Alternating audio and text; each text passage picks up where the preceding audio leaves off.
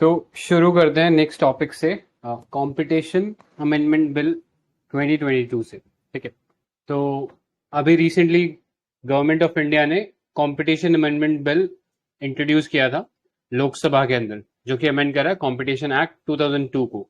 सो जैसे कि हम जानते हैं कंपटीशन एक्ट, जिसके through competition commission of India का एस्टैब्लिशमेंट हुआ था, जो कि एक यानी स्टैट्यूटरी बॉडी है। तो आइडिया ये था कि कंट्री के अंदर ऐसी प्रैक्टिसेस या ऐसी बिजनेस प्रैक्टिसेस जो कंपटीशन को एडवर्सली इफेक्ट करे, उनको प्रिवेंट करना है, सस्टेन करना है मार्केट के अंदर कंपटीशन को, सो दैट जो इंटरेस्ट है कंज्यूमर का वो प्रोटेक्टेड रह सके, यानी उन्हें जो प्रोडक्ट्स है वो चीपर और क्वालिटी वाइज अच्छे मिलने चाहिए। ठीक है, और वो कंपटीशन हेल्दी होगा तभी इकोनॉमी में मिल पाएगा। ठीक है, lastly to ensure freedom of trade carried on by other participant in India. ठीक है, तो ये बेसिक आइडिया था कि कंपटीशन को, एक हेल्दी कंपटीशन को बनाए रखना है कंट्री के अंदर, और ऐसे कोई भी प्रैक्टिस है जो एंटी कॉम्पिटेटिव है उनको रिमूव करना है। लेकिन ये एक्ट जब पास हुआ था तब से लेके अब 20 साल हो चुके हैं। ठीक है, ऑलमोस्ट 2 डिकेड्स हैव पास।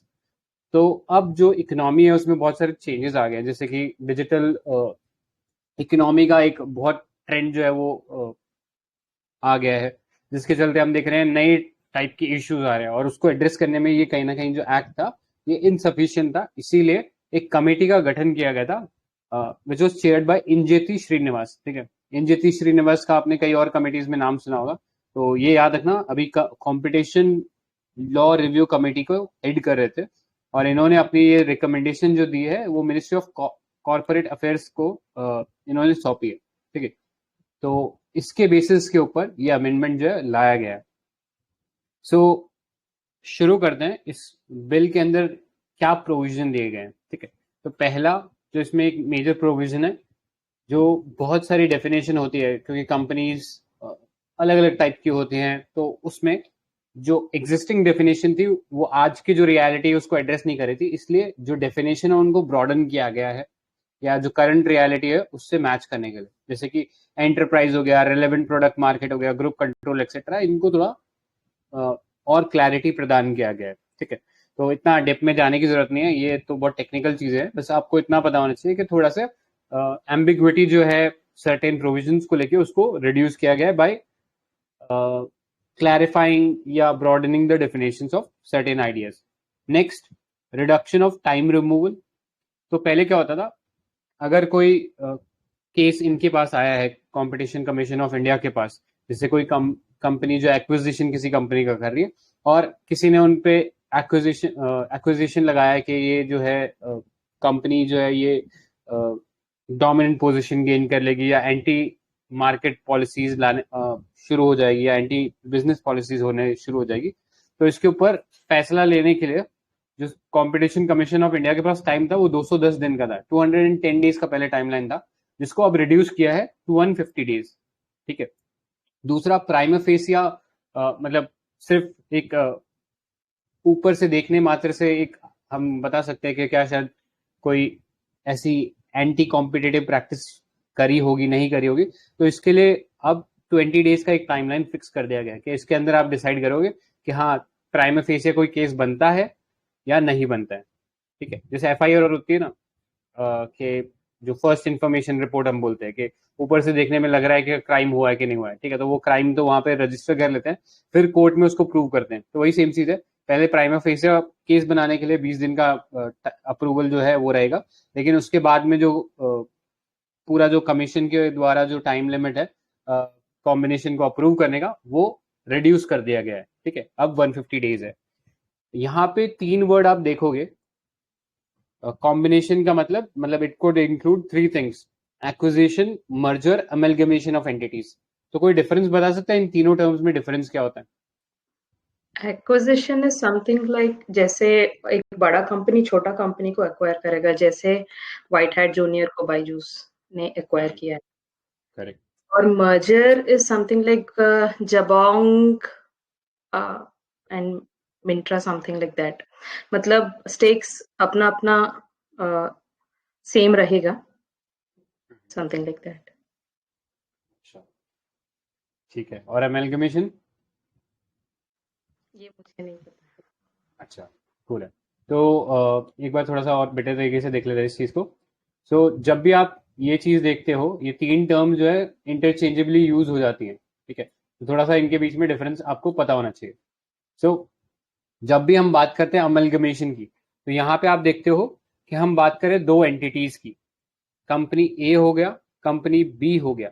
ये दोनों आपस में मिक्स हो जाएंगे और एक नई एंटिटी बनेगी, कंपनी सी, ठीक है। जैसे अगर मैं इसका एग्जाम्पल दूं, तो वोडाफोन और आइडिया दोनों अमेलगमेट हो गए और बन गया आइडिया वोडाफोन, ठीक है। तो एक नई लीगल एंटिटी बनी है, ठीक है।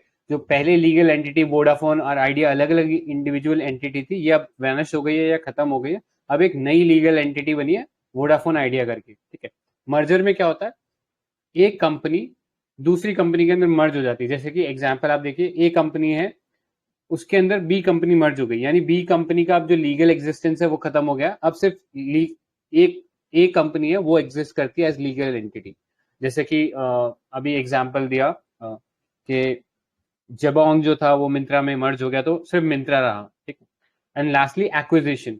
एक्विजिशन में क्या होता है, ए कंपनी बी कंपनी को एक्वायर कर लेती है, या कई बार हम कह सकते हैं जैसे पेरेंट कंपनी बन जाती है। जैसे कि अभी हम बात करें, अडानी जो ग्रुप है उसने अंबुजा सीमेंट को एक्वायर कर लिया, ठीक है। तो अंबुजा सीमेंट एक इंडिपेंडेंट एंटिटी है और अडानी एक इंडिपेंडेंट एंटिटी है, लेकिन जो इसमें पेरेंट कंपनी है वो अडानी बन गया, ठीक है। सो ये डिफरेंस है इन तीनों टर्म्स में जो आपको पता होना चाहिए, ठीक है। आई होप ये क्लियर हो गया होगा, तो हम आगे चलते हैं। नेक्स्ट प्रोविजन इसके अंदर ये है कि जो डेफिनेशन है कॉम्बिनेशन की, उसको भी रीडिफाइन किया है। जैसे कि ट्रांजैक्शन जिसके अंदर 2000 करोड़ से ऊपर का कोई कॉम्बिनेशन हो रहा है या मर्जर एक्विजिशन हो रहा है, वो सब जो डील्स है वो अब क्लासिफाई किए जाएंगे एज कॉम्बिनेशन, ठीक है। उससे इस वैल्यू से नीचे का है तो फिर इतना इंपॉर्टेंट नहीं है हमारे लिए, बट इससे ऊपर का है तो फिर वो कॉम्पिटिशन कमीशन ऑफ इंडिया उसको रिव्यू करेगा। Next, deal value. अब थ्रैश होल्ड डील वैल्यू क्या है, तो एक सर्टेन अमाउंट से अगर ऊपर कोई भी डील हो रही है कंपनीज के बीच में, तो उसकी भी जो जानकारी है वो कॉम्पिटिशन कमीशन ऑफ इंडिया के पास होनी चाहिए। तो ये जो डील वैल्यू रखा गया है, इसको 2000 करोड़ रखा गया है, ठीक है। और ये भी है कि सब्सटैंशियल बिजनेस होना चाहिए इंडिया के अंदर उस कंपनी का। ऐसा ना हो कि छोटा सा ऑपरेशन सिर्फ इंडिया में हो, बाकी वो बाहर ही काम कर रही हो कंपनी, तो उससे कोई मतलब नहीं है। लेकिन अगर इंडिया में अच्छा खासा उसका रेवेन्यू है या बिजनेस है, तो फिर कंपटीशन कमीशन ऑफ इंडिया से परमिशन लेना पड़ेगा, ठीक है। नेक्स्ट, एनहांस पेनल्टी किया गया। तो पहले जो पेनल्टी प्रोविजन थे वो 1 करोड़ के थे, अब उसको बढ़ाकर 5 करोड़ कर दिया गया, ठीक है। यानी अगर आप किसी डिसीजन से कंप्लाई नहीं करते हो तो आपके ऊपर ये पेनल्टी लगाई जा सकती है। नेक्स्ट, नेचर जो पनिशमेंट का है वो पहले फाइन था, अब उसको पेनल्टी बना दिया गया है। तो फाइन और पेनल्टी में डिफरेंस क्या होता है कि फाइन जो होता है वो किसी सिविल कोर्ट से आपके ऊपर लगाया जाता है, लेकिन पेनल्टी होती है कि कोई रूल्स और रेगुलेशंस आप कंप्लाई नहीं करो तो आपके ऊपर पेनल्टी लगाई जा सकती है। Next, appointment of director general है।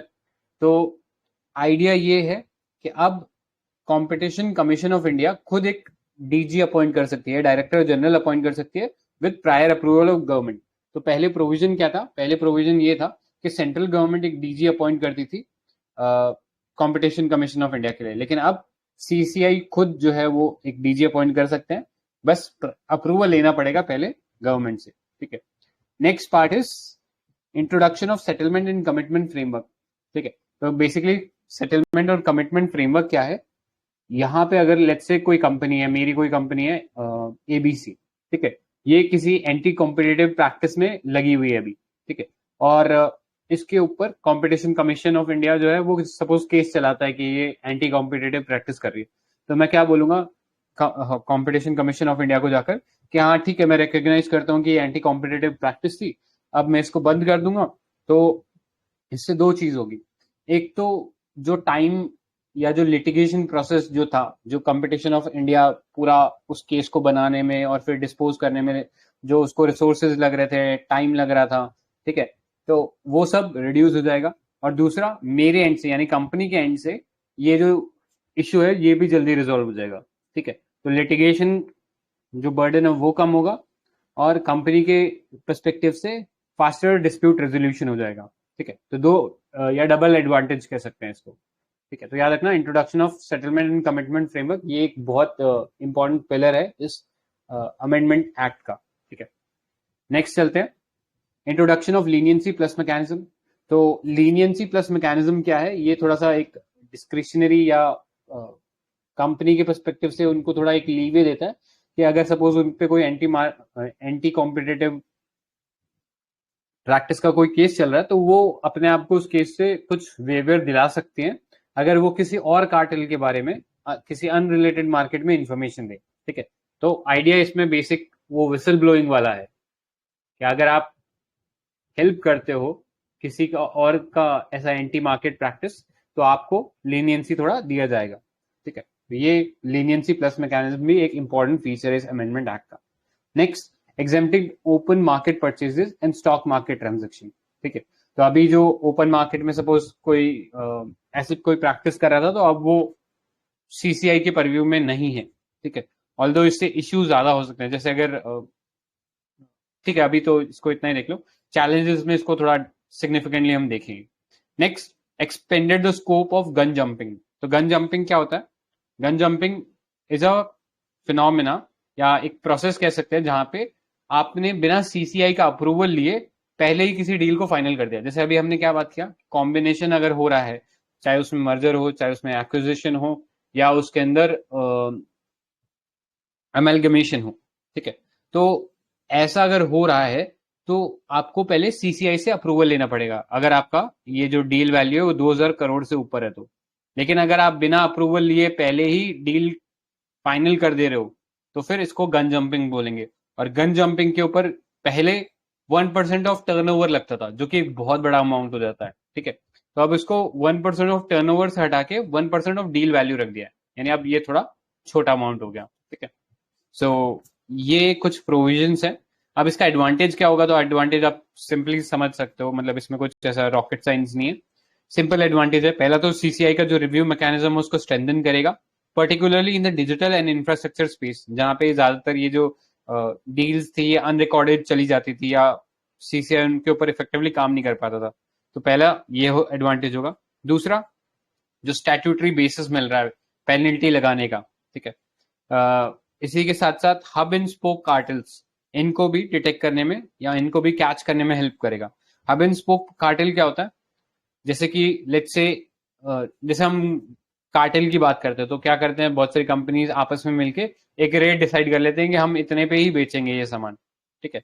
वो तो हम कह सकते हैं कि कार्टेल हो गया। लेकिन हब एंड स्पोक मॉडल में क्या होता है, यहाँ पे वर्टिकल प्लेयर, ठीक है। यानी सपोज एक केस बताता हूँ, जैसे अभी टायर कंपनीज के ऊपर कार्टेलाइजेशन का इशू उठ रहा था उनके खिलाफ, तो वो क्या कर रहे थे कि कंपनीज तो खुद डिसाइड कर लिया कि हम इतना रेट पे करेंगे, आगे वो डिस्ट्रीब्यूटर्स, क्योंकि टायर जो है वो इंडिविजुअल शॉप्स पे जाने से पहले वो एक डिस्ट्रीब्यूटर के थ्रू होकर निकलता है या एक होलसेलर के थ्रू होकर निकलता है, तो वो होलसेलर को भी बोल देते थे कि आप भी ये रेट फिक्स कर दो, ठीक है।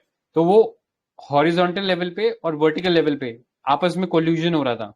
हॉरिजॉन्टल मतलब जो डिस्ट्रीब्यूटर लेवल है वहां पे, और वर्टिकल मतलब कंपनी के लेवल पे आपस में इन सब का नेक्सस रहता था। और इस तरीके से एंटी मार्केट या एंटी कॉम्पिटेटिव प्रैक्टिस ये करते थे, तो उसको भी कैच करने में हेल्प करेगा। Next, expeditious approval of combination. तो अभी हमने देखा पहले 210 डेज का टाइम लिमिट था, it has been reduce to 150 days, तो वो फास्टर अप्रूवल मिलेगा, तो ईज ऑफ डूइंग बिजनेस बढ़ेगा। लीनियंसी प्लस मैकेनिज्म है जिसके थ्रू और जो कार्टेल्स है उनकी इंफॉर्मेशन हमें मिलेगी। Next, provide relief to stakeholder involve in stock market purchases, ठीक है। तो जो स्टॉक मार्केट परचेज कर रहे थे अब उनके खिलाफ कॉम्पिटिशन कमीशन ऑफ इंडिया कुछ नहीं कर पाएगा, ठीक है। लास्टली, रिड्यूस करेगा लिटिगेशंस को, हेल्प करेगा पार्टीज को कि वो रिग्रेस इन्वेस्टिगेटिव प्रोसीजर से अपने आप को बचा सके, वो पहले ही सेटलमेंट या जो कमिटमेंट एंड सेटलमेंट फ्रेमवर्क है उसके थ्रू केस को डिस्पोज कर सकते हैं। फिर पेनल्टीज इम्पोज कर सकता है कॉम्पिटिशन कमीशन ऑफ इंडिया, ठीक है। और जो एंटी कॉम्पिटेटिव प्रैक्टिस है उसको इमीडिएट मॉडिफिकेशन हो सकता है बिहेवियर का, ठीक है। यानी कंपनीज खुद से मान जाएंगी कि वो एंटी कॉम्पिटेटिव प्रैक्टिसेस ना करे, ठीक है। सो ये थे advantages. On the other hand इसके डिसएडवांटेजेस क्या होंगे, तो जैसे अभी हमने ये वाला प्रोविजन बात किया था कि एग्जाम कर रहा है ओपन मार्केट परचेजेस को, तो अभी एक टर्म आपने सुना होगा बहुत रिसेंटली इस्तेमाल हुआ था, हॉस्टाइल टेक ओवर। किसी को पता है हॉस्टाइल टेक ओवर क्या होता है? ठीक है, तो हॉस्टाइल टेक ओवर बेसिकली क्या होता है कि आपके कोई कंपनी है जो चाहती नहीं है कि वो आपके पास मतलब आपको सेल हो जाए। ठीक है, जैसे टेस्ला का एग्जांपल आप ले सकते हो। सॉरी, टेस्ला का नहीं, इलॉन मस्क ने ट्विटर के ऊपर जो करने की कोशिश की थी वो एक हॉस्टाइल टेक ओवर था। ठीक है, ये हॉस्टाइल टेक ओवर कई बार एंटी मार्केट भी हो सकते हैं। जैसे अगर हम ट्विटर की बात करें तो ये स्पेसिफिकली शायद एंटी कॉम्पिटेटिव ना हो, बट कई केसेस में ऐसे हॉस्टाइल टेक ओवर जहां पे आप ओपन मार्केट में, सपोज अभी रिसेंटली इंडिया का ही एक केस ले लीजिए, एनडीटीवी का।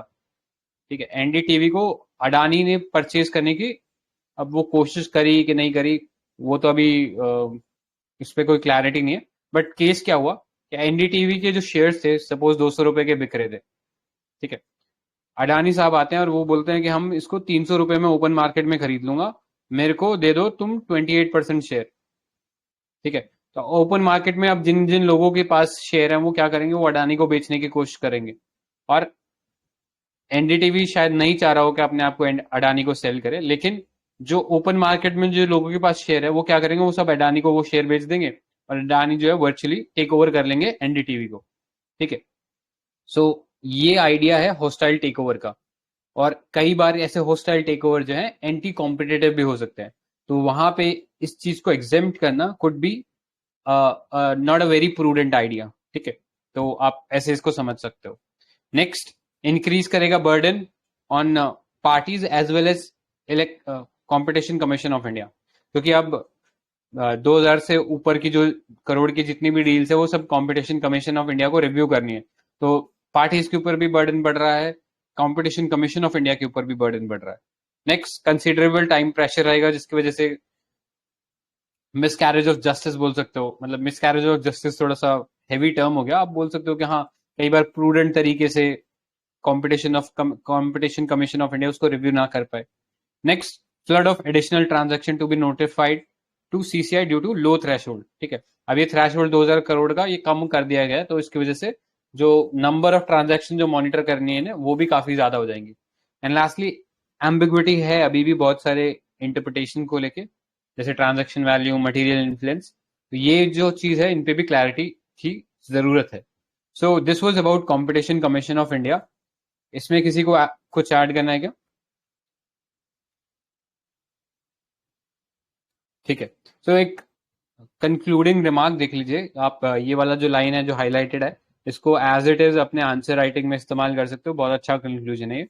प्लस और कुछ कीवर्ड यूज कर सकते हो जैसे कि सिटीजन सेंट्रिक या कंज्यूमर सेंट्रिक इकोनॉमी को प्रोटेक्ट करेगा वगैरह वगैरह। ठीक है, तो ये स्टेटमेंट कुछ इस तरीके से था, the propose amendment will help in keeping up with rapidly changing dynamics of market changes due to technological advancement and bring competition act 2002 into sync with modern condition. तो एक अच्छा कंक्लूजन है। आप और भी चीजें इसमें ऐड कर सकते हो बेस्ड ऑन योर आइडिया। सो यही था कंपटीशन कमीशन ऑफ इंडिया के बारे में। अब आगे चलते हैं नेक्स्ट आर्टिकल पे, डेमोग्राफिक डिविडेंड। तो आगे बढ़ने से पहले कोई बताना चाहेगा व्हाट इज डेमोग्राफिक डिविडेंड, क्या डेफिनेशन होता है इसका? ठीक है, तो बहुत बेसिक सा डेफिनेशन है यार, ये अपने को पता होना चाहिए, हम ज्योग्राफी में भी पढ़ते हैं और इकोनॉमिक्स में भी पढ़ते हैं। सो डेमोग्राफिक डिविडेंड का जो डेफिनेशन है, यहाँ पे हमारे पास एक यूएनएफपीए का है, मैंने ग्रीन में हाईलाइट किया है, एज इट इज आप इस डेफिनेशन को कोट कर सकते हो क्योंकि ये यूएनएफपीए का है, यूनाइटेड नेशन पॉपुलेशन फंड, तो एक अथॉरिटेटिव डेफिनेशन मिल जाता है हमें। इसके अलावा एक जनरल डेफिनेशन भी जो है हम पढ़ते हैं, दैट इज कि ऐसा सिचुएशन जहाँ पे जो वर्किंग एज का जो पॉपुलेशन है वो 15 से 64, जो वर्किंग एज का जो पॉपुलेशन है वो डोमिनेट कर रहा है इन द पॉपुलेशन मिक्स। ठीक है, यानी 50% से ज्यादा अगर हम कह रहे हैं कि वर्किंग एज पॉपुलेशन है एक कंट्री के अंदर, तो वो डेमोग्राफिक डिविडेंड एंजॉय कर रही है। या सिंपली डेमोग्राफिक डिविडेंड यूएनएफपीए की डेफिनेशन के अकॉर्डिंग क्या है, is economic growth potential that can result from shift in population age structure according to United Nation Population Fund. ठीक है, तो दोनों में से जो भी डेफिनेशन आपको अच्छा लग रहा है वो आप लिख सकते हो इसके अंदर। ठीक है, तो अभी न्यूज में किस लिए है, बिकॉज एक रिपोर्ट आया, यूथ इन इंडिया रिपोर्ट 2022। जिसके अंदर ये बोला गया है कि इंडिया का जो फेवरेबल डेमोग्राफिक डिविडेंड है is at inflection point. Inflection point मतलब ऐसा पॉइंट जिसके बाद कि वो ऊपर भी जा सकता है, नीचे भी जा सकता है, ठीक है। तो एक बहुत इंपॉर्टेंट स्टेज पे है कहने का मतलब। और जो यूथ का जो पॉपुलेशन शेयर है वो धीरे धीरे टेपर ऑफ करता जाएगा, यानी नैरो होता जाएगा, ठीक है। यानी अभी जो यूथ का पॉपुलेशन है वो धीरे धीरे डिक्रीज होता जाएगा।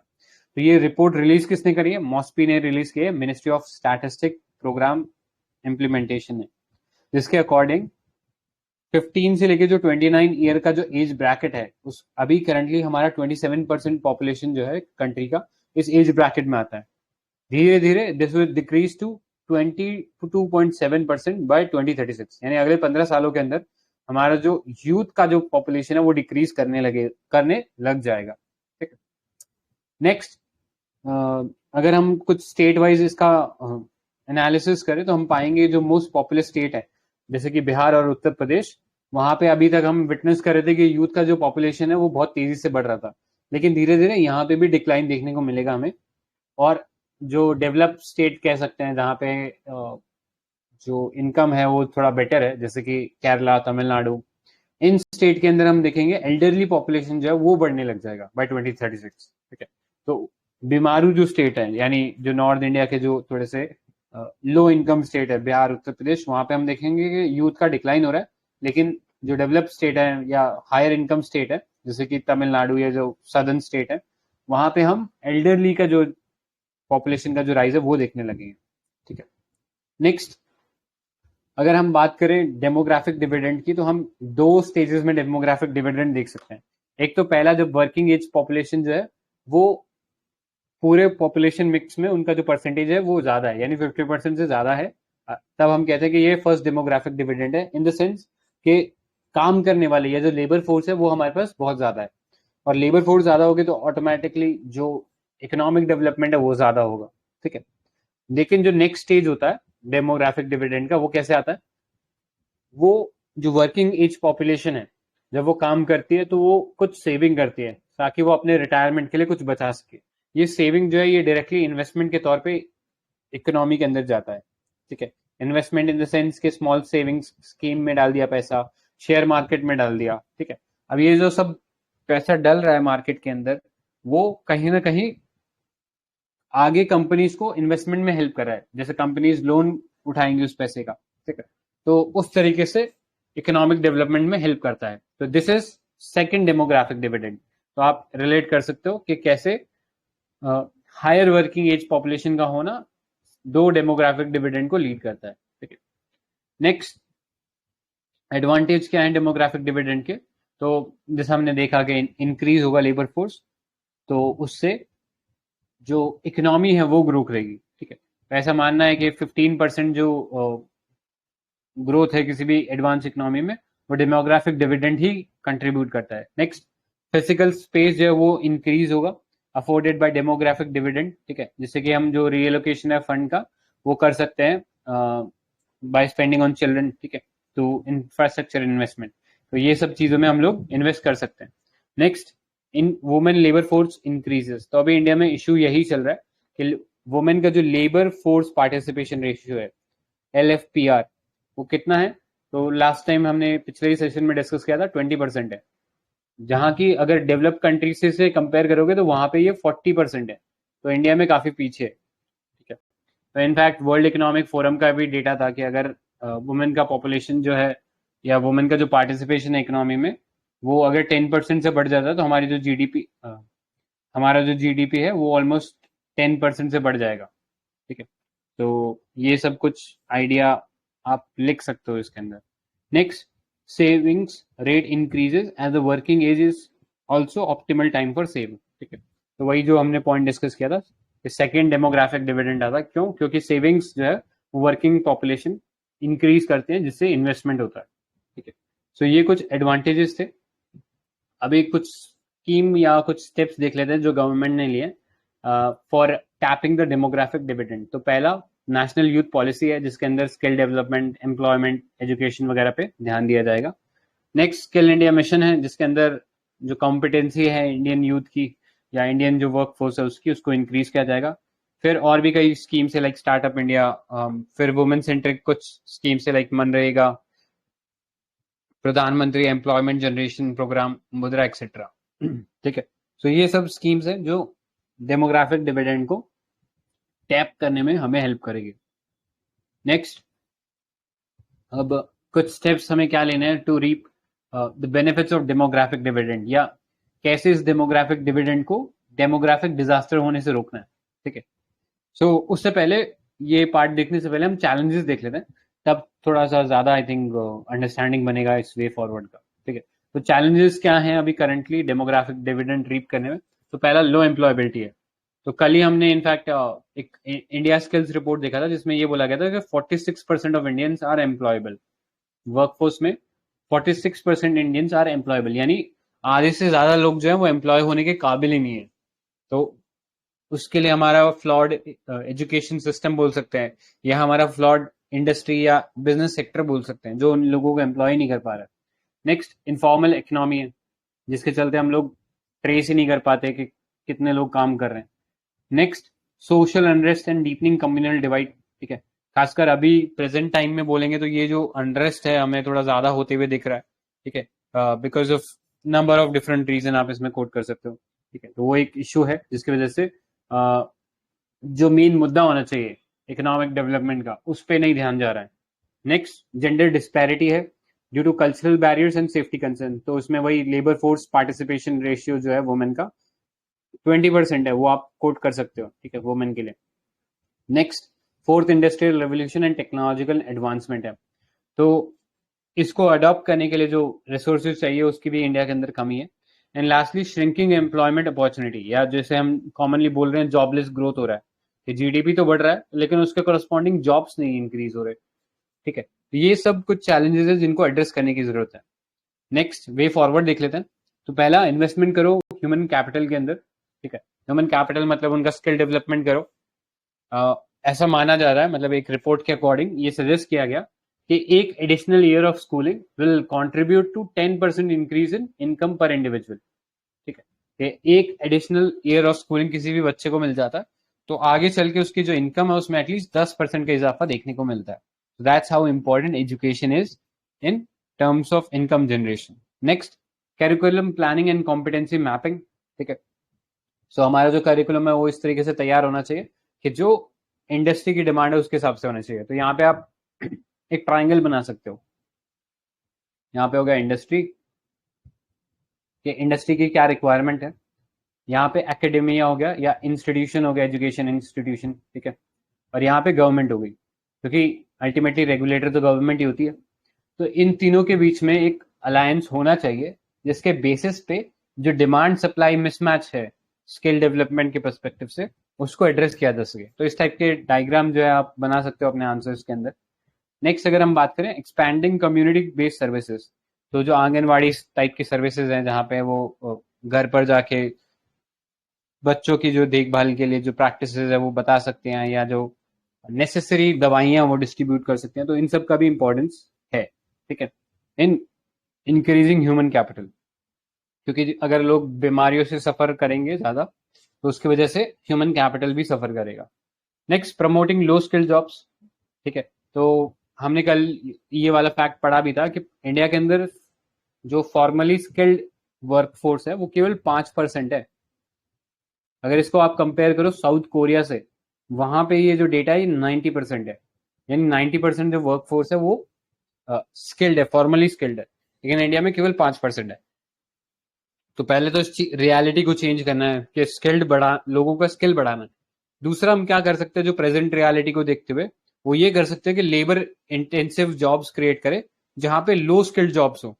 ठीक है, तो डायरेक्टली जो डेमोग्राफिक डिविडेंड है उसका एंगेज किया जा सकता है इस तरीके से। Next, adequate regulation of gig economy. ठीक है, सो गिग इकोनॉमी आई होप पता ही होगा सबको, एक इनफॉर्मल एम्प्लॉयमेंट का एक अपॉर्चुनिटी है जहां पे जो ट्रेडिशनल एम्प्लॉयर एम्प्लॉय रिलेशनशिप है वो नहीं होता।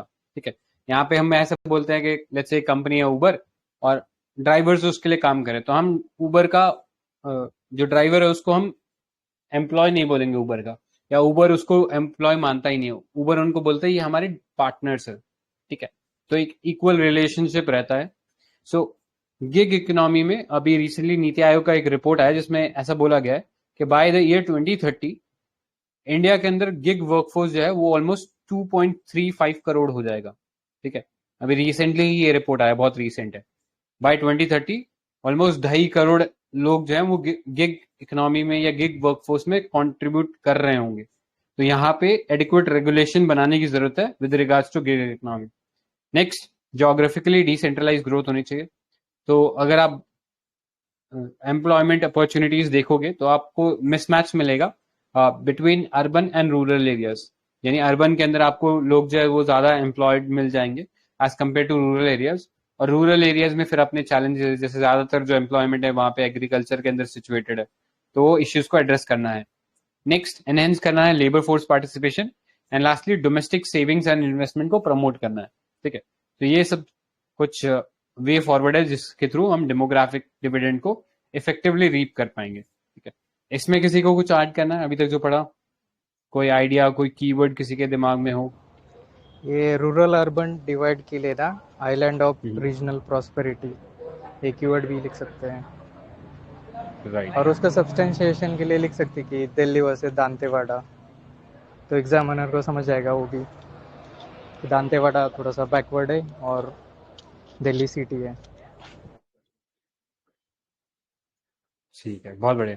तो दिल्ली वर्सेस दांतेवाड़ा, ठीक है। आप एग्जाम्पल के साथ लिख सकते हो कि कैसे जो ज्योग्राफिकली डिसेंट्रलाइज ग्रोथ की जरूरत है, ठीक है। नेक्स्ट, कुछ रिपोर्ट्स। हाँ, कोई बोल रहा है क्या? Yes sir. हाँ बोलिए। सर हम इसमें ये भी तो ऐड कर सकते हैं ना, जैसे इनकेस क्वेश्चन आ जाए कि डेमोग्राफिक जो डिविडेंड है इसके क्या क्या रीजन है या क्या फैक्टर है जो इसकी वजह से इफेक्ट हो रहा है। हाँ, तो पॉपुलेशन ग्रोथ आप बोल सकते हो कि वो पॉपुलेशन ग्रोथ इतना तेजी से हो रहा है कंट्री के अंदर, जिसके चलते हम लोग देख रहे हैं कि जो वर्किंग एज पॉपुलेशन है उसमें राइज देखने को मिल रहा है। यहाँ पे आप फिर वो एक डेमोग्राफिक ट्रांजिशन थ्योरी वाला जो ग्राफ है वो भी बना सकते हो। जैसे डेमोग्राफिक ट्रांजिशन थ्योरी वाला क्या है, सपोज ये चार्ट है, तो डेथ रेट पहले बहुत ज्यादा हाई होती है, ठीक है, ठीक है। और धीरे धीरे हम देखते हैं बर्थ रेट इंक्रीज करता है, ठीक है। और एक पॉइंट आता है जहाँ पे फिर बर्थ रेट भी डिक्रीज करने लग जाता है और पॉपुलेशन स्टेबल हो जाती है, ठीक है। तो डेथ रेट पहले हाई होता है जब इनिशियली कोई भी इकोनॉमी चालू होती है, और बर्थ रेट लो होता है।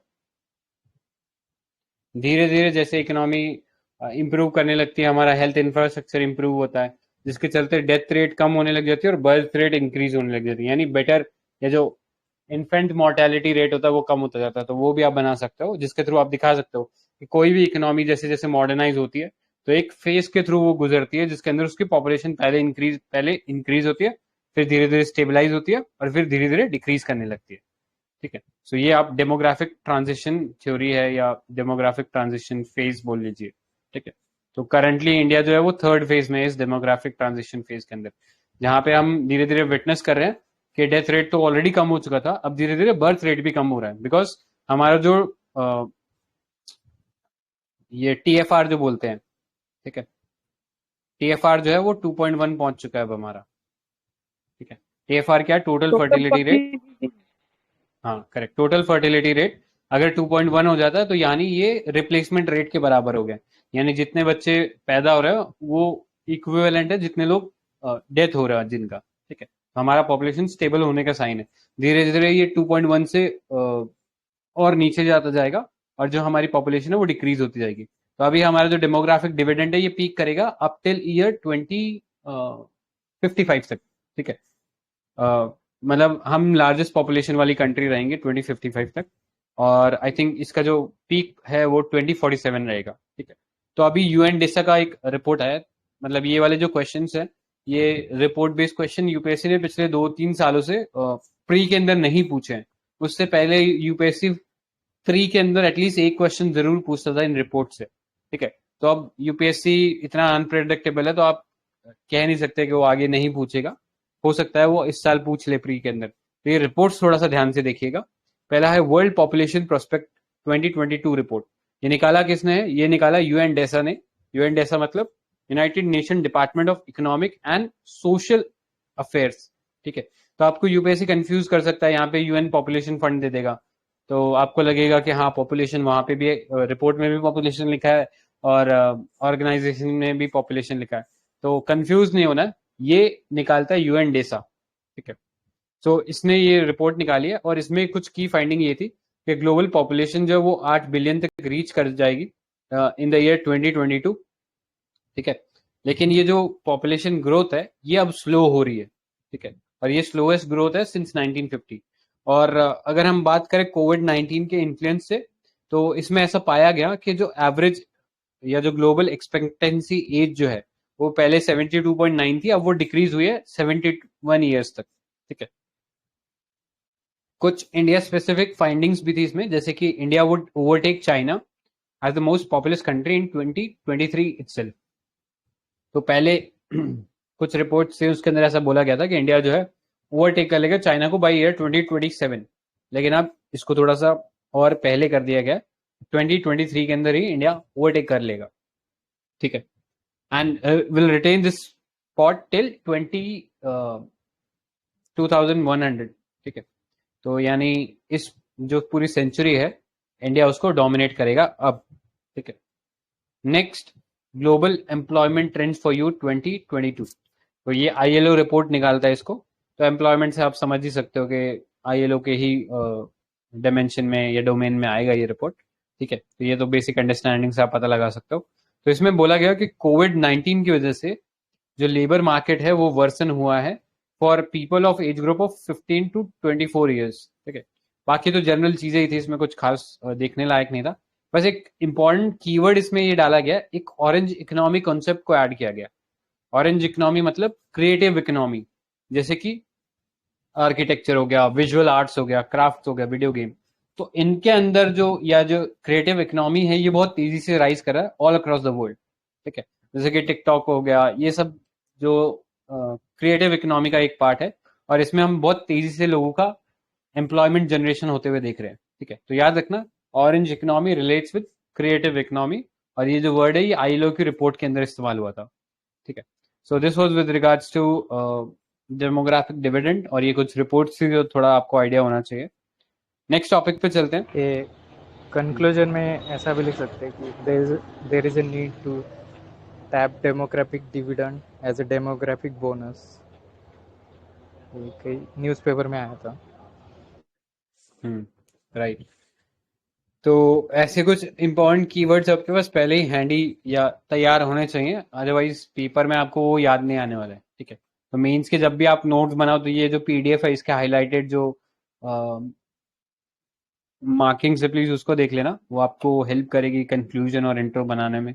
या अगर कई बार नहीं भी होता तो अपने तरफ से पहले ही एफर्ट लेके इन सब चीजों के लिए एटलीस्ट इंट्रो कंक्लूजन तैयार कर लीजिए। ठीक है, next, promotion and regulation of e commerce, again एक बहुत इंपॉर्टेंट टॉपिक है। ठीक है, सो ई कॉमर्स जो है इंडिया के अंदर बहुत तेजी से ग्रो कर रहा है। अगर ई कॉमर्स को हम लोग डिफाइन करें तो वी कैन सिंपली से it is a practice of buying and selling of goods and services over internet. ठीक है, सिंपल डेफिनेशन है। और अगर हम इंडियन इकोनॉमी की बात करें तो e commerce is expected to grow at a compounded annual growth rate of 18%, which is very decent. ठीक है, सॉरी, तो 18% का एक बहुत डिसेंट ग्रोथ इस सेक्टर में देखने को मिल रहा है। और अगर हम इसे इकोनॉमिक ज्योग्राफी के टर्म्स में क्लासिफाई करने की कोशिश करें तो will say this is a sunrise sector. ठीक है, क्या अभी इवॉल्व हो रहा है और इसमें बहुत पोटेंशियल है इस सेक्टर के अंदर। ठीक है, और अगर हम एक्सपेक्टेड इसके एक्सपेक्टेशन की बात करेंगे, इसका वैल्यूएशन कितना होगा इस इंडस्ट्री का, तो by 2030 it is expected to reach at $350 billion. ठीक है, करंटली इंडिया के अंदर 100% एफडीआई है under marketplace model of e commerce. ठीक है, तो ई कॉमर्स के अंदर हम दो मॉडल पढ़ते हैं, कोई बता सकता है क्या है वो दो मॉडल? ब्रीफली कोई आइडिया देना चाहिए कि क्या क्या मॉडल हम पढ़ते हैं under e commerce? B2C B2B वो सब नहीं बोल नहीं रहे क्या? नहीं, वो वाला नहीं। B2C तो वो एक बिजनेस करने का तरीका हो गया। ई कॉमर्स मॉडल ब्रॉडली मतलब जब आप e commerce on the face of it देखते हो, ब्रॉडली दो क्लासिफिकेशन आपको देखने को मिलता है। पहला होता है इन्वेंट्री बेस्ड, ठीक है। जैसा अगर मैं एग्जांपल दूं, ब्लिंकिट या ग्रोफर हो गया या बिग बास्केट हो गया, तो इन्होंने क्या कर रखा है, इन्होंने सारी जो आइटम्स है जो ये बेचते हैं, जैसे सब्जियां हैं, तो इनके खुद के वेयर हाउसेज हैं, वहां पे वो सब्जियां इनके पास रहती है। तो इन्होंने बेसिकली इन्वेंट्री तैयार कर रखी है और ये वो सब सब्जियां खुद खरीदते हैं और खुद आगे बेचते हैं। वहीं दूसरा एक ई कॉमर्स मॉडल होता है जिसे हम बोलते हैं मार्केट प्लेस मॉडल, जैसे कि अमेजोन, जहां पे अमेजोन खुद कोई प्रोडक्ट नहीं बेचता है, लेकिन वो और सेलर्स को अपने प्लेटफॉर्म पे लाता है और उनको कनेक्ट करता है विद बायर्स, ठीक है। तो जैसे आप कोई भी अमेजोन से आइटम खरीदते हो, तो you are not purchasing it from Amazon itself, Amazon is only a mediator, you are purchasing it from some firm, ठीक है, किसी फर्म से या किसी कंपनी से आप उस चीज को खरीद रहे हो। Amazon is only a medium, ठीक है। आगे देखेंगे उसमें भी कुछ चेंजेस आ रहे हैं या कुछ प्रॉब्लम्स आ रहे हैं, लेकिन ब्रॉडली ये दो मॉडल ही होते हैं ई कॉमर्स में। फिर B2B वो चीज तो थोड़ा और निटिग्रिटीज में होगा कि आप किसको सेल कर रहे हो, आपका टारगेट ऑडियंस क्या है, क्या आप बिजनेस को सेल कर रहे हो। तो अगर आप बिजनेस को सेल कर रहे हो तो आप B2B हो, अगर आप बिजनेस को सीधा कंज्यूमर के साथ कर रहे हो तो यू विल बी B2C, ठीक है। जैसे ग्रोफर्स है, तो ग्रोफर्स क्या B2C है, वो सीधा कंज्यूमर को दे रहा है, ठीक है। सो ये ब्रॉड आइडिया होता है ई कॉमर्स मॉडल के बारे में। सो अभी रिसेंटली पार्लियामेंट की जो स्टैंडिंग कमेटी है, उसने एक रिपोर्ट प्रेजेंट किया है on promotion and regulation of e commerce sector in India, ठीक है। सो ई कॉमर्स सेक्टर जो है ये भी गिग इकोनॉमी से काफी हद तक रिलेटेड है। जैसे कि अगर आप बात करोगे ई कॉमर्स में, तो आप जोमेटो वगैरह का एग्जाम्पल ले सकते हो, या उबर वगैरह का एग्जाम्पल ले सकते हो, जहाँ पे आप एक सर्विस खरीद रहे हो, ठीक है। या जोमेटो का एग्जाम्पल ले रहे हो तो वहां पे आप कोई फूड खरीद रहे हो, ठीक है, which is type of good only, ठीक है।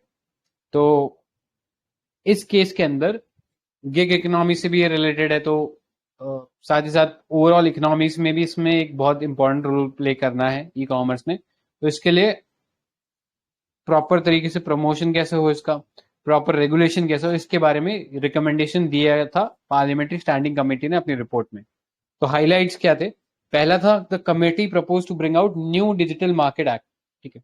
एक डिजिटल मार्केट एक्ट लाने की बात हो रही थी, जिसके थ्रू ये पूरी जो ई कॉमर्स एक्टिविटी है इसको गवर्न किया जाएगा, including data collection and their use by digital economy companies, ठीक है, in lines with the competition act to address the concern, ठीक है। सो कंपनीज, ये ई कॉमर्स कंपनी है, ये सिर्फ आपको आपसे या आपको गुड्स सेल नहीं करती, ये आपका डेटा भी कलेक्ट करती है, ठीक है। जैसे ही आप कभी देखना गूगल पे, आप लेट्स से किसी आपने शू सर्च किया है एडिडास का, तो आप कोई भी वेबसाइट खोलोगे उसके ऊपर आपको दिखाने लग जाएगा कि गूगल या किसी शू ब्रांड के ऐड दिखाने लग जाएगा जो आपने रिसेंटली गूगल पे सर्च किया था, या फेसबुक पे उसके ऐड आने लग जाएंगे शूज के। तो सब पॉसिबल कैसे है कि आपका जो डेटा है वो बैकग्राउंड में वो सेल हो रहा है, ठीक है, और आपको टारगेट किया जा रहा है एज अ कंज्यूमर, ठीक है। तो आपको इन्फ्लुएंस किया जा रहा है थ्रू दोज एड, तो आपका वो जो डेटा है वो आगे ये कंपनीज आगे इंटरमीडियरीज को बेच रही हैं, ठीक है। सो ये जो डेटा है इसके ऊपर भी जो प्राइवेसी कंसर्न है उसको ध्यान में रखते हुए उसका भी रेगुलेशन करने की जरूरत है, ठीक है। सो एक होलिस्टिक एक्ट बनाने की बात हो रही है, जो सिर्फ ना कि जो ट्रेडिंग एक्टिविटी है उसको, बल्कि जो डाटा जो कलेक्ट हो रहा है इन कंपनीज के द्वारा उसको भी रेगुलेट करेगा। Next, the committee also propose an ex ante model instead of ex post model, ठीक है। तो एक्स एंटे और एक्स पोस्ट में फर्क क्या होता है? एक्स एंटे मतलब किसी इवेंट के होने से पहले, और एक्स पोस्ट मतलब किसी इवेंट के होने के बाद। तो ब्रॉडली अगर यह सिंपल लैंग्वेज में बोले तो एक प्रोएक्टिव अप्रोच है और एक फायर फाइटिंग अप्रोच है, कि कोई इवेंट हो गया उसके बाद आप कोई रेगुलेशन ला रहे हो, तो ऐसा नहीं है। पहले से आप एक प्रोएक्टिव पॉलिसी बना के रखो ताकि बाद में पॉलिसी फ्लिप फ्लॉप ना हो, और पॉलिसी फ्लिप फ्लॉप होता है तो फिर जो फॉरेन इन्वेस्टर्स हैं उनका जो कॉन्फिडेंस है किसी भी कंट्री के अंदर वो थोड़ा शेक होता है, ठीक है। तो एनवायरमेंट बिजनेस फ्रेंडली नहीं माना जाता है ऐसी प्रैक्टिस को। So next, it will entail big tech companies acting as gatekeepers, ठीक है। गेट कीपर का मतलब क्या है? जो ये बिग टेक कंपनीज है लाइक अमेजॉन, गूगल, ये एक गेटवे की तरह काम कर रही है, जहां पर जो स्मॉल फर्म्स है वो अपने एंड कंज्यूमर से कनेक्ट कर रही है, ठीक है। तो एक गेट कीपर की तरह काम करे जो दोनों का इंटरेक्शन करा रहा है, ठीक है। Consumer on the one side and small firms on the other side, ठीक है। तो इनका भी ये जो इंटरेक्शन है इसको रेगुलेट करने की जरूरत है। नेक्स्ट, रेगुलेटरी वैक्यूम है अभी currently platform to business users के अंदर, जिसकी वजह से जो रिलेशनशिप है वो प्रीडोमिनेटली एक्स पोस्ट मॉडल पे वर्क कर रहा है, which is not optimal restoration of competition, ठीक है। तो एक एग्जाम्पल के थ्रू आपको समझाता हूँ, ठीक है। तो अमेजोन मतलब ऐसा एलिज्ड है कि अमेजोन क्या कर रहा है, ठीक है, कि पहले वो एक मार्केट प्लेस बन के आया कि छोटे छोटे जो सेलर्स हैं वो अमेजोन के साथ कनेक्ट हुए, ठीक है। लेट्स से किसी ने कैमरा लेंसेज का एक बिजनेस चालू किया, ठीक है, और अच्छा सेल कर रहा था वो कैमरा लेंसेज का जो बिजनेस था, जो भी फर्म था वो अच्छा ये कैमरा लेंसेज को सेल कर रहा था। बाद में क्या हुआ, अमेजोन ने रियलाइज किया कि यार कैमरा लेंसेज काफी अच्छे मार्जिन के ऊपर हमारे प्लेटफॉर्म पे बिक रहे हैं, तो क्यों ना मैं एक अपनी ही कंपनी बना लूं जिसका नाम मैं एबीसी रख लूं, और इस पे मैं कैमरा लेंस बेचने लग जाऊं at a much cheaper rate, ठीक है। क्योंकि मैं बल्क में खरीद सकता हूँ ये सारा सामान, क्योंकि मेरे पास तो बहुत सारा पैसा है, तो मैं बल्क में खरीद सकता हूँ। और इसका जो प्रॉफिट मार्जिन था, ये जो फर्म पहले कमा रही थी, इसका जो प्रॉफिट मार्जिन है ये खत्म हो जाएगा और सारा इसका प्रॉफिट मार्जिन मैं उठा लूंगा। तो ऐसी बहुत सारी प्रैक्टिसेस हो रही थी। जो अगर कंपनी कुछ कंपनीज आपने देखी हो अमेजोन के ऊपर, जैसे कि क्लाउड टेल, ठीक है, तो आप फाइंड आउट करोगे कि 80% या ऑलमोस्ट 50% जो सामान है अमेजोन के ऊपर ये क्लाउड टेल नाम की कंपनी बेच रही है। धीरे धीरे वो फाइंड आउट कर रहे हैं कि सामान क्या बिक रहा है, किस में ज्यादा प्रॉफिट मार्जिन है, और फिर धीरे धीरे वही सामान ये प्रोक्योर करके बेचने लग जाते हैं। और फिर जो स्मॉल बिजनेस ओनर था वो तो बिजनेस से चला जाता है, ठीक है। तो एक तरीके से अमेजोन ने अपने आप को एस्टेब्लिश करने के लिए स्मॉल जो बिजनेस ओनर से उसका फायदा उठाया, ठीक है, और फिर अपनी ही कुछ फर्म्स बना के उस सामान को बेच रहा है। तो ये इनिशियली मार्केट प्लेस मॉडल बन के आया, लेकिन धीरे धीरे ट्रांजिशन कर रहा है टुवर्ड्स इन्वेंट्री मॉडल। फिर कई और माल प्रैक्टिसेस ये क्या करते हैं, जैसे आप देखोगे अमेजोन ब्रांड के जो प्रोडक्ट्स हैं उनके रिव्यूज देखना और नॉर्मल किसी और सेलर के प्रोडक्ट के रिव्यूज देखना, आपको रिव्यूज में भी डिफरेंस दिखेगा। तो यहाँ पे कंफ्लिक्ट ऑफ इंटरेस्ट भी आ जाता है, ठीक है। तो ये बहुत सारी चीजें हैं, अब ये एलिज्ड हैं, कोई प्रॉपर इंक्वायरी हो तब इन पे जाके थोड़ी जानकारी अच्छे से मिलेगी, बट अभी के लिए आप ये अंडरस्टैंडिंग के लिए बता रहा था, ठीक है। ऐसा है, जरूरी भी नहीं है, ठीक है। तो अभी आगे चलते हैं, आई होप इससे क्लियर हुआ होगा काफी कुछ। आगे चलने से पहले कुछ स्टेप्स देख लेते हैं जो, हाँ बोले। ये सिमिलर ऐसे गोल कैंपेन करके है, गोइंग ऑनलाइन एज लीडर्स, ये पता है क्या किसके लिए है? गोइंग ऑनलाइन एज लीडर जो है वो ट्राइबल्स के लिए है, यहाँ पे करेक्ट, ट्राइबल ट्राइबल गर्ल्स को, प्रोडक्ट। हाँ ट्राइबल गर्ल्स को बेसिकली ऑनलाइन जो इंटरेक्शन है जैसे फेसबुक या इनके ऊपर जो मार्केट प्लेस है उन पे कैसे इंटरेक्ट करना है वो सिखाया जा रहा है, ठीक है। तो ये आई थिंक माइक्रोसॉफ्ट और शायद कोई और ऑर्गेनाइजेशन मेटा मिलकर कर रहे हैं। मेटा फेसबुक ने किया है। अच्छा, कूल है। ये देख लेना, going online as leaders tribals के लिए है। इसके अलावा कुछ और स्टेप्स जो ई कॉमर्स के लिए लिए गए हैं स्पेसिफिकली, पहला है कंज्यूमर प्रोटेक्शन रूल्स 2020। तो इसमें मिनिस्ट्री ऑफ कंज्यूमर अफेयर्स ने स्पेसिफिकली डायरेक्शन दिए ई कॉमर्स कंपनी को कि आप जो भी प्रोडक्ट सेल कर रहे हो उसके ऊपर कंट्री ऑफ ओरिजिन आपको बताना जरूरी है, जिसके थ्रू जो चाइनीज डोमिनेंस बढ़ रहा है हमारे ई कॉमर्स के ऊपर उसको कहीं चेक किया जा सके, ताकि लोगों को भी पता रहे कि वो जो सामान खरीद रहे हैं वो इंडियन ओरिजिन का है या चाइनीज है या और किसी कंपनी का है, मतलब सॉरी और किसी कंट्री का है। So as to basically promote the local, ठीक है। नेक्स्ट ओएनडीसी, तो ये एक बहुत ही रेवोल्यूशनरी टेक्नोलॉजी है, ठीक है। इस पे अलग से एक आई थिंक एक वीडियो मैं बना दूंगा। ONDC is the next big revolution after UPI in India या इंडियन इकोनॉमी में। तो यूपीआई तो आप सब जानते हो कि कितना बड़ा रेवोल्यूशन है इंडियन इकोनॉमी में, जो अब बाहर भी एक्सपोर्ट हो रहा है। अब next big revolution is ONDC. ONDC क्या है? It is open network for digital commerce, ठीक है। तो अभी जैसे क्या होता है कि अभी आपको लेट्स से कोई सामान परचेज करना है और वो आपको लेट्स से अमेजोन से करना है, क्योंकि अमेजोन पे ही वो प्रोडक्ट मिल रहा है। तो आपको क्या करना है, अमेजोन का ऐप डाउनलोड करना पड़ता है। फिर आपको दिखता है कि कोई प्रोडक्ट सिर्फ फ्लिपकार्ट पे बिक रहा है तो आपको फ्लिपकार्ट का ऐप डाउनलोड करना पड़ता है। लेकिन ONDC आने के बाद आपको अलग से कोई ऐप डाउनलोड नहीं करना पड़ेगा। एक ही सिंगल प्लेटफॉर्म के थ्रू आप एक ही सामान को फ्लिपकार्ट पे बेच सकते हो, अमेजोन पे बेच सकते हो, या आप एक ही प्लेटफॉर्म से उस सामान को अमेजोन से भी खरीद सकते हो, फ्लिपकार्ट से भी खरीद सकते हो। नहीं, जस्ट लाइक यूपीआई, हम जो है एक रेवोल्यूशन देखने वाले हैं ई कॉमर्स सेक्टर के अंदर भी। ठीक है, तो ये इंडिया में ही डिजाइन हो रहा है, DPIIT इसको डिजाइन करने में हेल्प कर रहा है। ठीक है, जब ये बनकर तैयार हो जाएगा तो यहाँ पे जो प्राइस डिस्कवरी है, वेंडर डिस्कवरी है, वो काफी ज्यादा इंप्रूव हो जाएगी। ठीक है, तो ये देख लेना इंपॉर्टेंट है ONDC। ठीक है, सो इसके अलावा government e marketplace model है। ठीक है, गवर्नमेंट ई मार्केट प्लेस पता ही होगा, जितने भी गवर्नमेंट PSUs हैं या जो प्राइवेट ऑर्गेनाइजेशन है वो भी यहाँ से खरीद सकते हैं। यहाँ पे बेच कौन सकता है, यहाँ पे जो MSME वाले जो ओनर्स हैं, जो मैन्युफैक्चरिंग करें, वो यहाँ पे अपना सामान बेच सकते हैं डायरेक्टली टू PSUs, या PSUs के ऊपर ऑब्लिगेशन है कि वो एक सर्टेन अमाउंट तक का जो सामान है वो जेम पोर्टल से खरीदेगा, government e market place portal. ठीक है, इसके अलावा डिजिटल इंडिया मिशन है जो इस डायरेक्शन में काम कर रहा है। सो ये थे कुछ स्कीम्स जो ई कॉमर्स सेक्टर में गवर्नमेंट ऑफ इंडिया ने चालू किए हैं। नेक्स्ट देखते हैं इश्यूज या रिकमेंडेशन जो इस जॉइंट पार्लियामेंट्री कमेटी ने दिए। ठीक है, नेक्स्ट इसमें आप देखोगे पहला है साइबर अटैक्स का इश्यू। ठीक है, तो कंसर्न क्या है कि सेफ्टी ऑफ ऑनलाइन शॉपिंग है जो डिस्करेज करती है बिजनेस एंटिटी को from shifting business to online.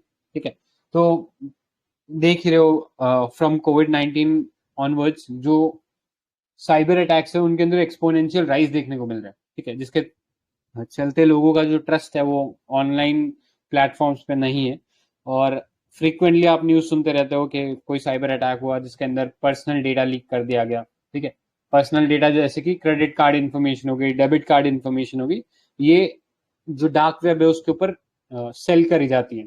ठीक है, next national cyber crime policy, मतलब रिकमेंडेशन कमेटी ने दिया कि एक नेशनल साइबर क्राइम पॉलिसी या लेजिस्लेशन लाओ जो स्पेसिफिकली इस इशू को एड्रेस करती हो। नेक्स्ट FDI का इश्यू था। सो FDI जो है अभी लिमिटेड है in addressing the anti competitive practice in e government या ई मार्केट प्लेस। ठीक है, तो उसको एड्रेस करने के लिए FDI का जो पॉलिसी है उसको थोड़ा रैशनलाइज करने की जरूरत है। फ्रीक्वेंट चेंजेस हम FDI पॉलिसी में कर रहे हैं। जैसे अगर हम बात करें अभी करंटली FDI जो है 100% केवल मार्केट प्लेस मॉडल में है। ठीक है, मार्केट प्लेस मॉडल के अंदर, वेरएज अगर हम इन्वेंट्री मॉडल में बोले तो इसमें ये 100% नहीं है। इन्वेंट्री मॉडल में ये I think less than 40% something है। ठीक है, तो ये थोड़ा कंफर्म कर लेना। ठीक है, तो याद रखना 100% जब हम बोल रहे हैं तो वो केवल मार्केट प्लेस मॉडल की बात कर रहे हैं, इन्वेंट्री मॉडल की बात नहीं कर रहे हैं। सो हम बार बार फ्लिप फ्लॉप कर रहे हैं इस पॉलिसी के अंदर जो ईज ऑफ डूइंग बिजनेस को कम करता है, रिड्यूस करता है। ठीक है, next obligation under FDI policy are formulated and notified by DPIIT and enforce by enforcement directorate. तो कोई बताएगा एनफोर्समेंट डायरेक्टरेट कौन सी मिनिस्ट्री के अंडर आता है? फिनांस करेक्ट, मिनिस्ट्री ऑफ, हाँ करेक्ट, मिनिस्ट्री ऑफ फाइनेंस के अंडर आता है। तो ये पता होना चाहिए अपने को। तो ये इम्प्लीमेंटेशन और रेगुलेटरी जो मिनिस्ट्री है वो डिफरेंट हो जाता है, जिसकी वजह से कंफ्यूजन या क्योस होता है। सो रिकमेंडेशन क्या दिया गया? एक स्टेबल FDI पॉलिसी इंश्योर करो, प्रोएक्टिव पॉलिसी लो, स्ट्रेंथन करो mechanism, enforcement mechanism under FDI। ठीक है, सो एज टू इंश्योर कि ये जो FDI ई कॉमर्स जायंट है वो FDI के रूल्स को डिफाइन ना करे। ठीक है, या उसको ऑब्लाइज ना करे। नेक्स्ट लैक ऑफ डेटा, तो बहुत सारे जो क्रिटिकल डेटा है ई कॉमर्स के रिगार्डिंग वो हमारे पास प्रॉपरली है ही नहीं। ठीक है, तो उसको कोलेट करने की जरूरत है, मेंटेन करने की जरूरत है। ठीक है, तो तब जाके हम कह सकते हैं कि इफेक्टिव रेगुलेशन हो पाएगा। Next, e commerce companies are not registered with DPIIT, तो वो भी एक इशू क्रिएट करता है जिसकी वजह से हमारे पास रिलेवेंट डेटा नहीं मिल पाता है। तो रिकमेंडेशन दिया गया DPIIT should direct it's resources toward maintaining appropriate data regarding e-commerce and making it readily available. ठीक है, so it should be mandatory on all e-commerce site to be registered with DPIIT. ठीक है, next, abuse of dominant position, तो across the world हम लोग देख रहे हैं गूगल या जो गाफा कंपनीज हैं, गाफा में आपके पास कौन कौन से आ जाते हैं? गूगल आ गया, अमेजोन आ गया, फेसबुक, वैसे अब नाम तो मेटा हो गया, या एप्पल, ठीक है। ये 4 कंट्रीज को कॉमनली हम लोग गाफा बोलते हैं, 4 जायंट है, इसमें आप माइक्रोसॉफ्ट भी इंक्लूड कर सकते हो, ठीक है। तो ये 5 जो जायंट है ये जनरली रूल करते हैं पूरे इंटरनेट या डिजिटल इंफ्रास्ट्रक्चर है उस पर, ठीक है। तो ये अपनी कई बार पोजीशन का बहुत अब्यूज करते हैं। जैसे गूगल की हम बात करें तो आप क्या सर्च करोगे, जैसे अगर आपने सब सर्च किया कि let's say stationery near me, या कोई होटल नियर मी, या कोई रेस्टोरेंट नियर मी, तो आपको वो पहले वो रेस्टोरेंट दिखाएगा जिसने पेमेंट कर रखा है पहले, ठीक है। गूगल को जिसने पेमेंट कर रखा है वही रेस्टोरेंट दिखाएगा, और वो हो सकता है ऐसे रेस्टोरेंट्स को सबसे लास्ट में रखे जिन्होंने गूगल को पेमेंट ही नहीं किया। तो अपनी जो डोमिनेंट पोजीशन है उसका वो फायदा उठा रहा है, ठीक है। लोगों से पैसे चार्ज कर रहा है, और कंज्यूमर्स को हो सकता है कि एक पेड सजेशन दे रहा है, जो कि गलत है, क्योंकि लोगों का ऐसा मानना है कि एक न्यूट्रल आर्बिट्रेटर है या एक न्यूट्रल रोल प्ले करता है गूगल, लेकिन गूगल ऐसा नहीं कर रहा है। वो एक बहुत ही बाइस तरीके से आपको चीज़ों को दिखा रहा है, क्योंकि लोगों ने उसके बदले उससे पैसे दिए हैं, ठीक है। तो ये बहुत ही एक हार्मफुल कल्चर है। जैसे आजकल कई सोशल मीडिया इन्फ्लुएंसर करते हैं, पैसे ले लेते हैं और फिर वो आपको इन्फ्लुएंस करते हैं कि हाँ ये वाली ऐप खरीदो, या इस ऐप में पैसा लगाओ, वो करो वो करो। तो ये गलत चीज़ है, ठीक है। तो ये डोमिनेंट पोजीशन का गलत फायदा नहीं उठाना चाहिए। सेम चीज़ अमेजोन वगैरह के साथ भी लागू होती है, यानी ई मार्केट प्लेस के साथ। सो यहाँ पे रिकमेंडेशन क्या था, competition commission of India should take forward the recommendations of competition law review committee, ठीक है। तो जो अभी कमेटी हमने देखी थी इंजेति श्रीनिवासन की, जिन्होंने ये हेड किया था इसको, ठीक है। याद रखना कमेटी का नाम लिखोगे तभी आपके आंसर में वैल्यू आएगा। सो इनके जो रिकमेंडेशन इनको फॉलो करने की जरूरत है to strengthen the competition act of 2002। Next, gap in regulatory regime, तो लैक ऑफ कोऑर्डिनेशन है अक्रॉस डिफरेंट मिनिस्ट्रीज। अगर आप बात करोगे, बहुत सारा जो डेटा है वो मिनिस्ट्री ऑफ कॉमर्स देखता है, कुछ डेटा जो है मिनिस्ट्री ऑफ कंज्यूमर अफेयर्स देखता है, क्योंकि अल्टीमेटली कंज्यूमर का जो मैटर है मिनिस्ट्री ऑफ कंज्यूमर अफेयर्स के पास जाएगा, ठीक है। इसके अलावा इंपोर्ट एक्सपोर्ट का जो है वो भी मिनिस्ट्री ऑफ फाइनेंस के थ्रू कुछ पार्ट देखा जाता है। तो इसलिए डिपार्टमेंट्स या क्रॉस मिनिस्ट्रीज कोऑर्डिनेशन की कमी है, उसको भी एड्रेस करने की जरूरत है। सो एक डिजिटल मार्केट डिवीजन बनानी चाहिए with competition of commission of India could be created as an expert division, जो स्पेसिफिकली इंश्योर करे कि जो ई कॉमर्स है ये जितने भी रेगुलेटरी मैकेनिज्म है उन सबसे कंप्लाई करे। Next, intellectual property right infringement, तो unhindered presence of counterfeit products negatively impact the revenue of genuine manufacturing. तो जैसे कि आपने कई बार देखा होगा कि आप लेट्स से आपको एडिडास का एक शू खरीदना था, या नाइकी का एक कोई शू खरीदना था, आप जाते हो सर्च करते हो, आपको पता है कि जनरली जो हम शू खरीदने जाएंगे इन कंपनीज या इन ब्रांडेड कंपनीज का, वो आपको 2000 या उससे ऊपर में ही मिलेगा, लेकिन आप जाके देखते हो आपको 800 रुपए में एडिडास का जूता मिल रहा है। तो ऐसा क्यों मिल रहा है? तो वो ज्यादातर वो काउंटरफीट प्रोडक्ट्स बेच रहे होते हैं, ठीक है, जैसे फर्स्ट कॉपी वगैरह बोलते हैं। तो ये जो चीजें हैं ये जो ब्रांड है उसकी वैल्यू को खराब करता है। तो एक ओनस होना चाहिए ये ई मार्केट प्लेटफॉर्म्स के ऊपर, बिकॉज जो कंज्यूमर उससे खरीद रहा है उसे नहीं पता है कि वो जेन्युइन है कि फेक है, ठीक है। तो ये इसमें रिस्पॉन्सिबिलिटी कहीं ना कहीं उस इंटरमीडियरी या ई मार्केट प्लेटफॉर्म की भी है, टू एंश्योर कि ये जो कॉपीराइट इन्फ्रिंजमेंट है ये ना हो और पुअर प्रोडक्ट जो है वो ना डिलीवर हो, ठीक है। Next, due diligence measures must be imposed on sellers and platforms to ensure that products sold on the platform are authentic and do not infringe upon IPRs, ठीक है। Next, differential treatment of offline and online sellers, ठीक है। तो अभी हम बात करें GST जो रिजीम है उसके अंदर offline sellers with turnover less than 40 lakh for goods and services for goods and 20 lakh for services are exempt from GST। लेकिन वहीं ऑनलाइन का देखोगे तो irrespective of their size they have to mandatory register and pay GST, ठीक है। तो ये difference है जिसको एड्रेस करने की जरूरत है, ताकि ऑनलाइन और ऑफलाइन दोनों पे मतलब चॉइस रहनी चाहिए। ऐसा नहीं हो कि किसी के पास कोई जो एंटरप्रेन्योर है वो रेस्ट्रिक्ट हो जाए because of such discriminatory practice, ठीक है। तो इन्होंने रिकमेंड किया है कि एग्जेम्पशन होना चाहिए offline sellers with regards to GST registration and should be extended to online seller as well. तो दोनों का जो है मतलब जिनका जो 40 लाख से कम का है उन सबको एग्जेम्प्ट करना चाहिए जीएसटी के रिजीम के अंडर। ठीक है, next competition issue in e commerce entities. तो एंटी कॉम्पिटिटिव प्रैक्टिसेस करे like lack of platform neutrality, के कुछ सिलेक्टेड सेलर्स हैं उनको एडवांटेज दे रहे हैं, उनको बेटर रेटिंग दिलवा रहे हैं। ठीक है, अपने सर्च का इस तरीके से इस्तेमाल करें कि सबसे पहला रेफरेंस उन्हीं का ही आता है। ठीक है, तो ये सब चीजें जो है वो एंटी कॉम्पिटिटिव प्रैक्टिसेस चल रही हैं। तो इसके लिए marketplace commerce entity should be prohibited from licensing their brand to third party seller on their platform. ठीक है, तो जैसे अभी अमेजोन क्या कर रहा है, अमेजोन का अपना एक ब्रांड लॉन्च कर दिया सोलिमो करके, सोलिमो। ठीक है, जो भी नाम है देख लेना।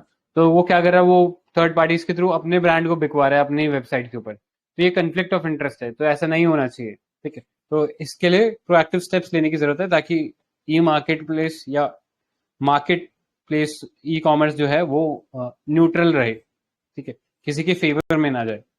नेक्स्ट कंक्लूजन की बात करते हैं। So the need of the hour is to bring in much needed reform in e commerce sector in a limited time bound manner in order to give flip to trade industry while instilling customer confidence and provide a level playing field। ठीक है, तो एक ठीक ठाक conclusion है इसके अंदर। So यही था with regards to e marketplace. तो इसमें किसी को कुछ और ऐड करना है क्या? रूल्स ऑफ ओरिजिन वाला पॉइंट नहीं था शायद इसमें। रूल्स ऑफ ओरिजिन वाला हमने डिस्कस किया था ना कि अच्छा, ये कंज्यूमर प्रोटेक्शन रूल्स है, इनके अंदर डिस्प्ले करने को बोला है कंट्री का ओरिजिन। वैसे कल के लेक्चर में भी हमने रूल्स ऑफ ओरिजिन को थोड़ा आई थिंक डिस्कस किया था आईआर के पार्ट में, इसी मैगजीन के अंदर।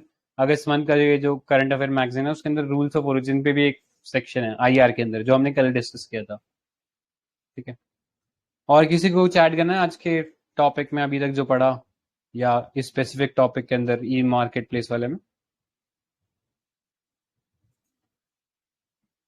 ठीक है, तो आज के लिए सेशन को यहीं स्टॉप करते हैं।